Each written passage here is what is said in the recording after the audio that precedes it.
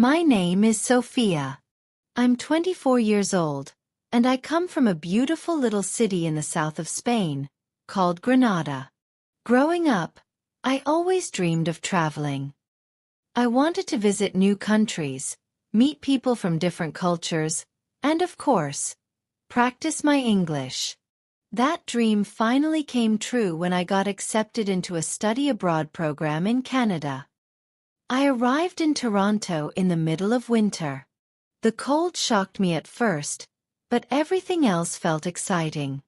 The tall buildings, the sounds of the city, the variety of food, the languages you could hear on every street. This was the adventure I had always dreamed of. Everything was going well.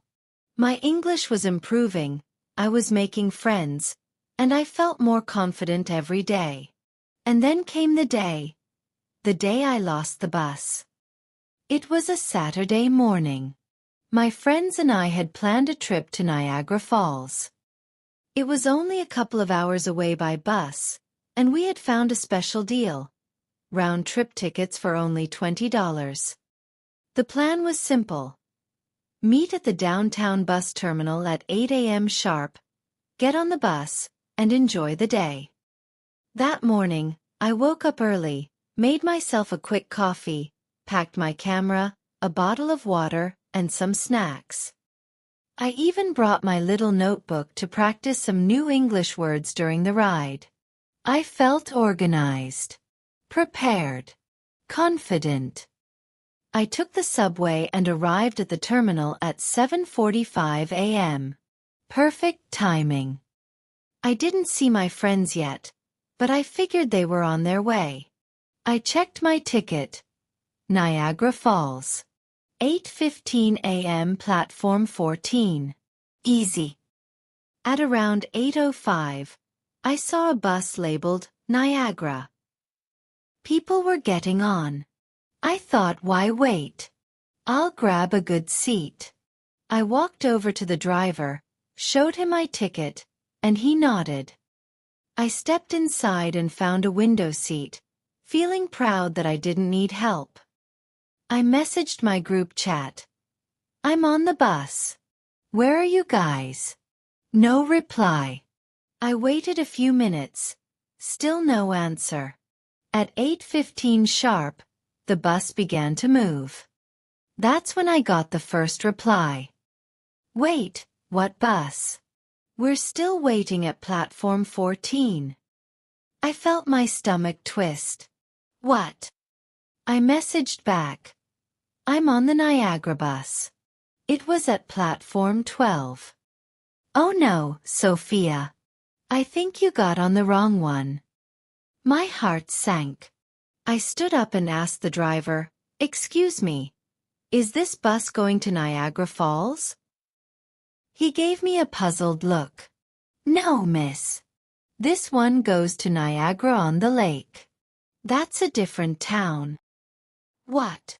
I said, my voice shaky. We've already left the city, he said. You'll have to wait until the first stop. I felt embarrassed, frustrated, and honestly, kind of stupid. But there was nothing I could do. I stayed quiet and watched the snowy landscape pass by outside the window. The first stop was a small, quiet town. I got off the bus and stood by the side of the road. It was so peaceful that it was almost eerie. The bus drove away, leaving me alone in a place I didn't even know the name of. I checked my phone. I still had signal. I looked up the location. I was in a town called Jordan Station. Not Niagara Falls. Not even close. I sighed, trying not to panic. Okay, I whispered to myself. You can handle this. I searched for a bus back to Toronto. There was one, but not until 3 p.m. It was only 9 a.m. I looked around. The streets were quiet. A few cars passed. I saw a small cafe and decided to go in. Warmth hit my face the moment I stepped inside. It smelled like fresh bread and cinnamon. I ordered a tea and sat near the window. After a few minutes, a woman walked in and smiled at me. "Not from around here, are you?" she said with a gentle Canadian accent. "No," I laughed. "I'm definitely not." We started talking. Her name was Linda. She was a retired nurse who had lived in the town her whole life. When I told her what had happened, she smiled warmly. "That sounds like quite the adventure," she said. "Come on, I'll show you around while you wait." So we walked through the quiet town together. She showed me a little local market, a park, and even a tiny art gallery. It wasn't Niagara Falls, but it was charming in its own way. We sat on a bench and watched birds flying over a frozen pond. "Sometimes," she said, "the best parts of life are the accidents." I thought about that. She was right. At 2:30, Linda walked with me to the small bus station. I thanked her for everything. For the kindness, the stories, and for turning a mistake into a memory.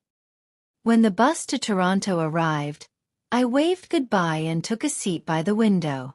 As we drove back to the city, I looked at the trees covered in snow and smiled to myself.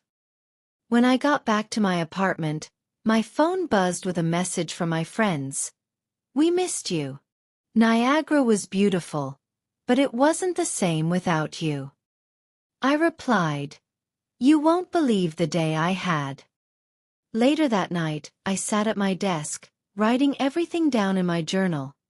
The bus, the quiet town, the cafe, Linda, and how a mistake had become one of the most peaceful days I'd had in Canada. I realized that before this experience, I was so focused on doing everything right. Being on time, following the plan, trying not to make any mistakes, that I forgot how important it is to be open to surprises. Getting on the wrong bus turned out to be exactly what I needed.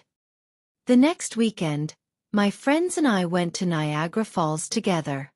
This time, I double-checked the platform twice. The falls were beautiful, powerful, and just as breathtaking as I imagined. But when I think back to my time in Canada, it's not just the waterfall I remember. It's the morning I got lost, the kindness of a stranger, and the reminder that sometimes, the best journeys aren't the ones you plan.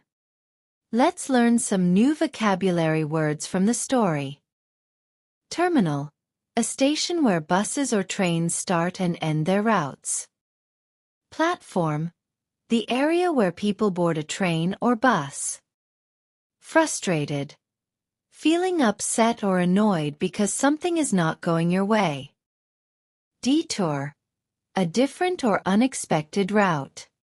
Eerie, strange in a way that makes you feel nervous or uncomfortable.